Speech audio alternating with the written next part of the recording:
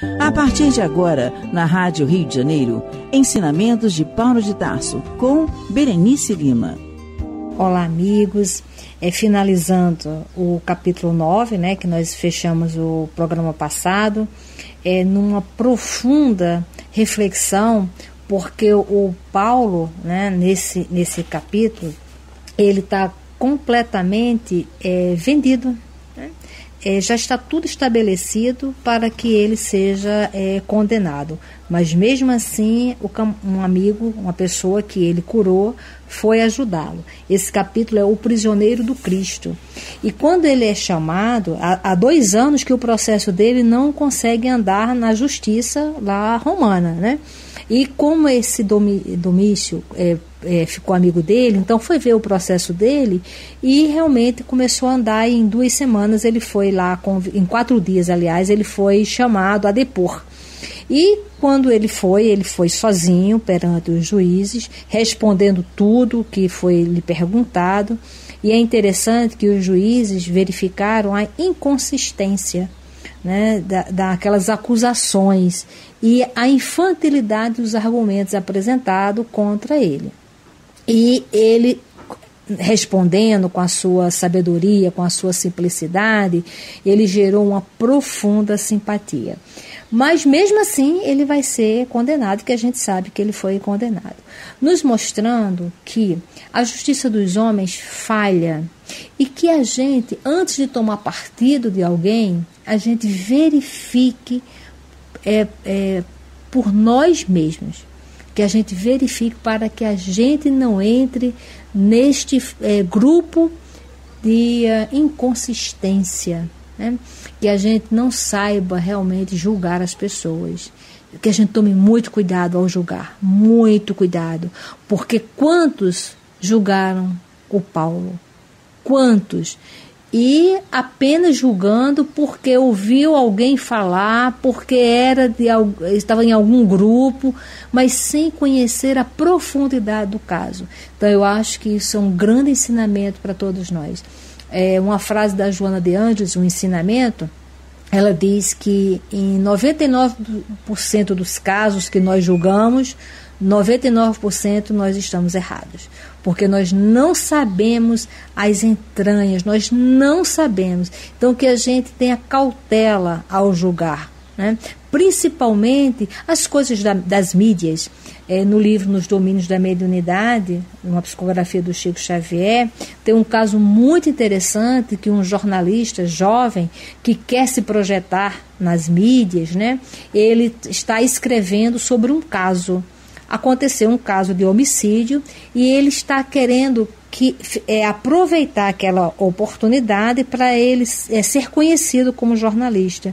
E aí ele começa a aumentar as coisas, ele começa, naquela época, já a fazer uma fake news. E com isso, ele atrai para si o obsessor da pessoa envolvida nesse processo de homicídio. Olha, que confusão que ele arruma, que encrenca espiritual que esse jornalista arruma para ele. E na hora que ele escreve, quantos que vão ler aquela matéria e tomar partido, e tomar posição e repassar aquela história para frente, também estão se enrolando, se encalacrando espiritualmente. Que a gente cale a nossa boca, que sejamos a estação final do mal, que a gente não repasse as informações das quais nós não sabemos a verdade, que a gente se poupe de sofrimentos no mundo espiritual. Então, na página 458, o finalzinho do capítulo 9, o Emmanuel diz que o generoso amigo de Paulo regozijou-se com a vitória inicial, convencido da próxima liberdade do seu benfeitor. Sem perda de tempo, mobilizou as melhores amizades, entre as quais contava Popéia Sabina. Popéia Sabina era a imperatriz de Roma, a segunda esposa do imperador Nero, e conseguindo, afinal, a absolvição imperial. Paulo de Tarso, recebeu a notícia com votos de reconhecimento a Jesus, mas que ele próprio rejubilavam-se os amigos que celebraram o acontecimento com expansões memoráveis. O convertido de Damasco, entretanto, não viu nisso tão só um motivo para regozijo pessoal, mas a obrigação de intensificar a difusão do Evangelho de Jesus.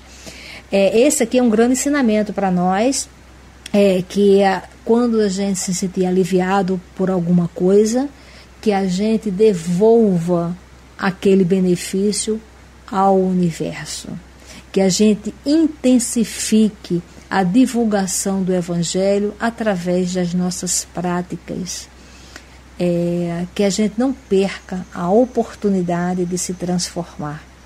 E durante um mês, no princípio do ano 63, visitou as comunidades cristãs de todos os bairros da capital do Império.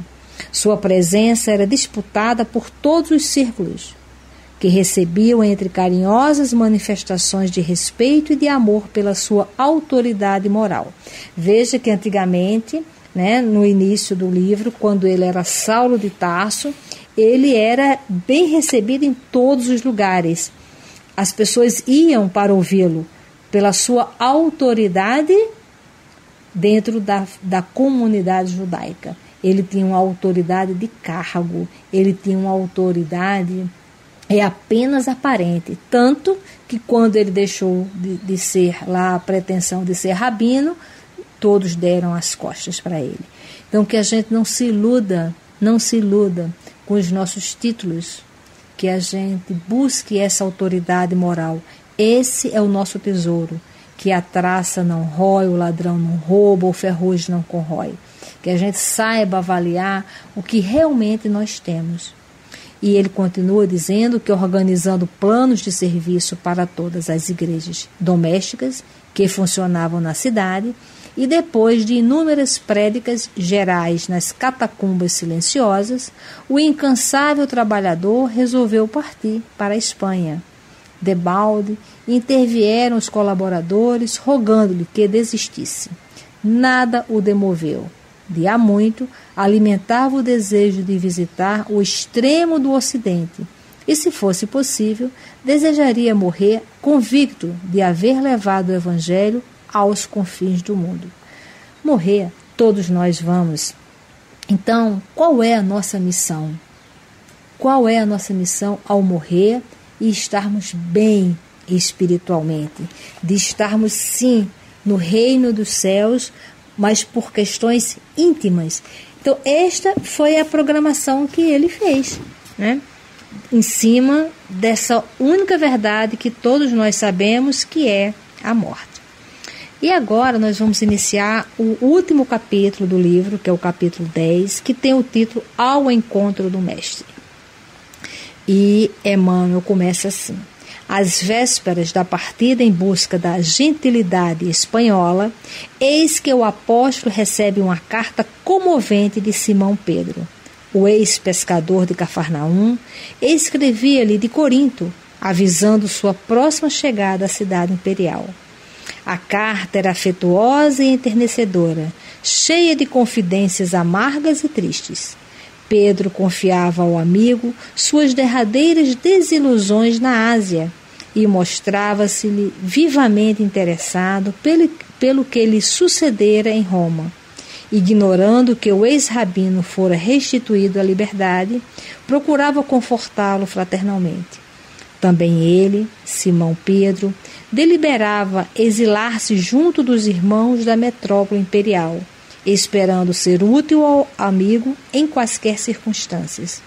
Ainda no mesmo documento íntimo, rogava aproveitasse o portador para comunicar aos confrades romanos o propósito de se demorar algum tempo entre eles.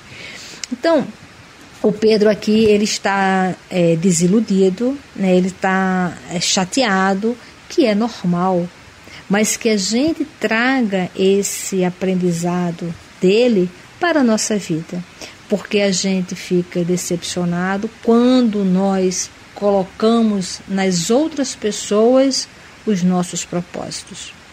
Isso é uma coisa muito interessante. E o convertido de Damasco leu e releu a mensagem amiga, altamente sensibilizado. Pelo emissário, irmão da igreja de Corinto, foi avisado de que o venerando apóstolo de Jerusalém chegaria ao porto de Óstia dentro de 10 dias, mais ou menos. Não hesitou um momento. Lançou mão de todos os meios ao seu alcance, preveniu os íntimos e preparou uma casa modesta onde o Pedro se hospedaria. Então a gente está sempre vendo aí a alegria do encontro de amigos, né? A alegria de trabalhar juntos, a alegria de ter projetos maravilhosos para a humanidade. Criou o melhor ambiente para a recepção do respeitável companheiro, valendo-se do argumento de sua próxima excursão à Espanha, dispensava as dádivas dos amigos, indicando-lhes as necessidades de Simão para que nada lhe faltasse. Transportou quanto possuía em objetos de uso doméstico do singelo aposento que alugara junto à porta lavernal para a casinha destinada a Simão, próximo dos cemitérios israelitas da Vila Ápia. Esse exemplo de cooperação foi altamente apreciado por todos. Então, que a gente aprenda a ter esse exemplo de cooperação, da gente se cooperar uns com os outros com um objetivo maior, não por nossos interesses, porque muitas vezes o que move a nossa colaboração é quando a gente pensa, o que eu vou ganhar com isso? Mas que a gente comece a fazer algo sem ter nenhuma meta em troca, apenas colaborar pelo bem. Lá no nosso abrigo, muito grande, é um sítio, né, de 30 mil metros quadrados, onde não se tem nenhuma parceria com prefeitura, com absolutamente nada, e nós não somos assistencialistas, mas nós fazemos todo um trabalho de capacitação, né? Porque profissionalização. A gente vai criando projetos individuais que funcionam de segunda a segunda, né? Onde a gente vai percebendo a habilidade da pessoa, desenvolvendo a habilidade dessa pessoa para lhe dar cidadania, lhe dar uma empregabilidade, ou no abrigo ou em qualquer outro lugar. E aí muitas pessoas apadrinham profissionalmente alguém dos projetos, né? Que pode ser um adolescente, uma mãezinha, um jovem que tenha já sido detido e que queira mudar da sua conduta, que está mudando a sua conduta. Então, isso é você fazer alguma coisa sem você esperar nada de volta. Não evite fazer um trabalho onde você será o beneficiado também, né?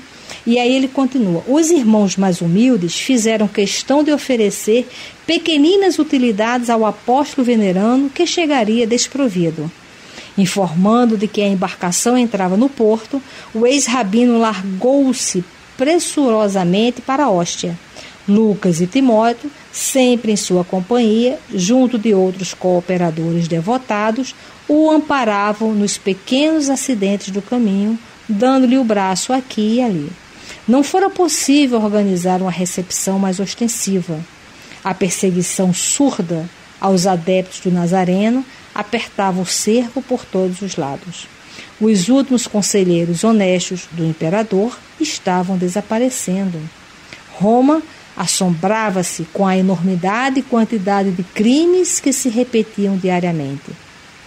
Nobres figuras do patriciado e do povo eram vítimas de atentados cruéis.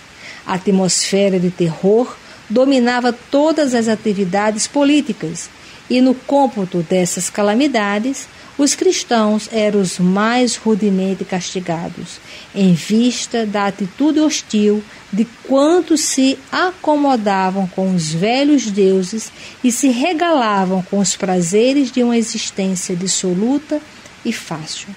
Os seguidores de Jesus eram acusados e responsabilizados por quaisquer dificuldades que sobrevinham. Se caía uma tempestade mais forte, devia-se o fenômeno aos adeptos da nova doutrina.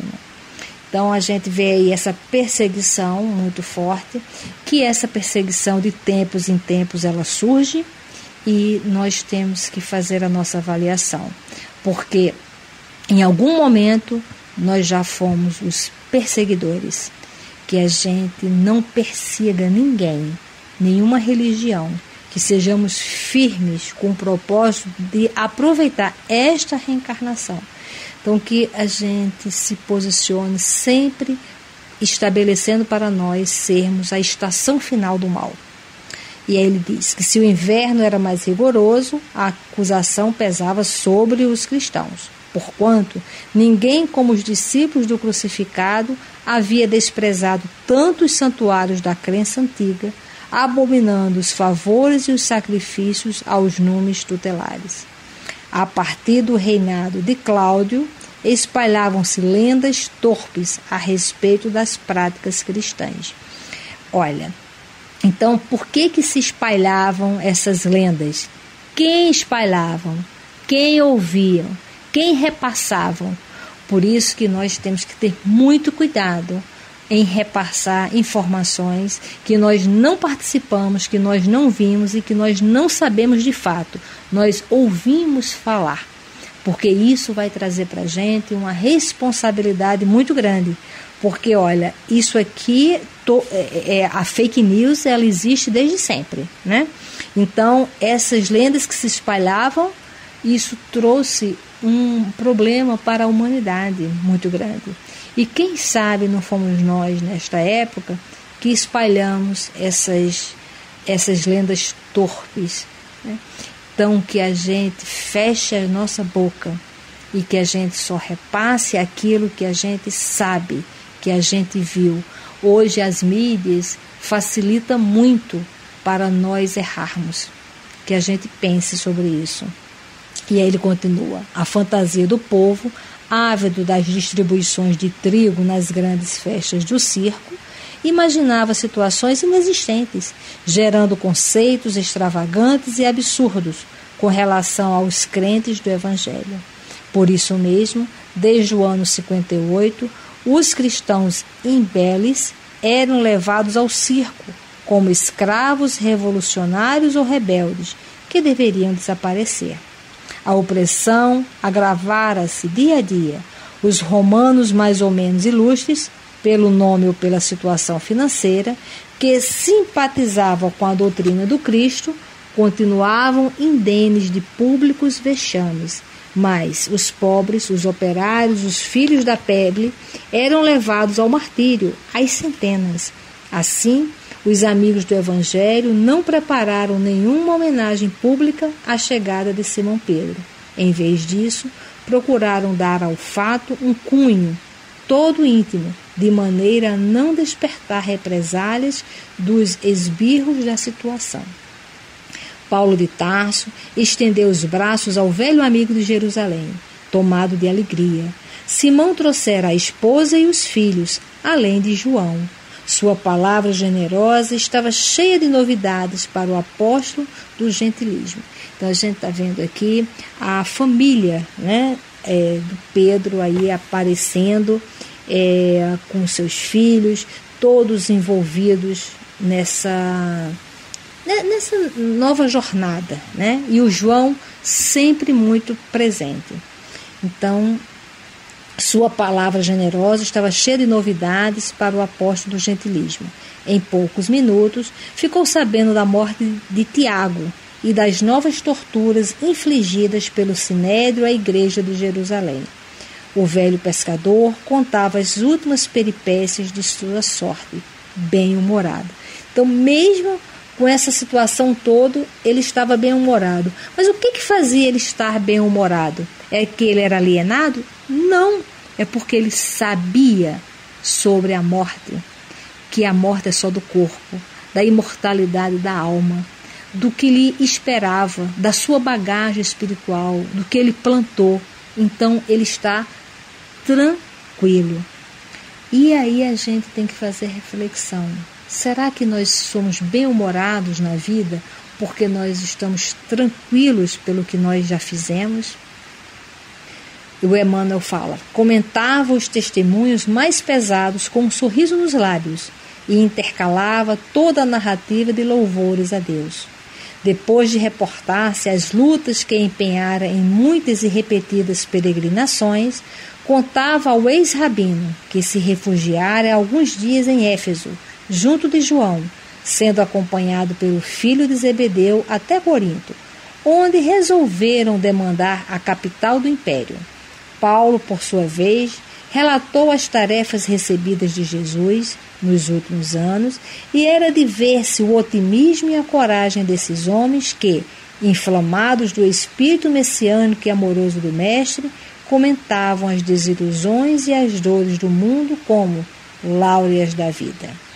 Depois das suaves alegrias do reencontro, o grupo se encaminhou discretamente para a casinha reservada a Simão Pedro e sua família. O ex-pescador, sentindo a excelência da acolhida carinhosa, não encontrava palavras para traduzir os júbilos da alma. Como Paulo, quando chegou a Pozzuoli, tinha a impressão de estar em um mundo diferente daquele em que vivera até então. Com a sua chegada, recrudesceram os serviços apostólicos, mas o pregador do gentilismo não abandonou a ideia de ir à Espanha, alegando que Pedro substituiria com vantagem. Deliberou embarcar no dia prefixado em um pequeno navio que se destinava à costa gaulesa.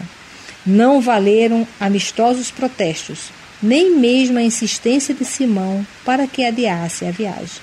Acompanhando de Lucas, Timóteo e Demas, o velho advogado dos gentios partiu ao amanhecer de um dia lindo, cheio de projetos generosos.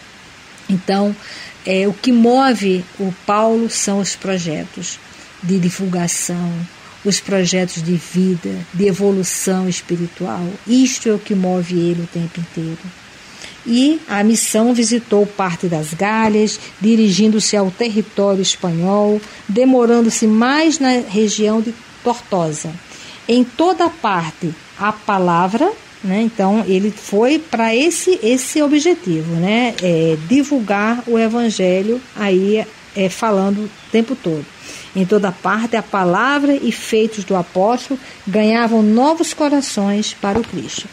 Só que ele não só falava, mas como também ele vibrava naquilo que ele falava.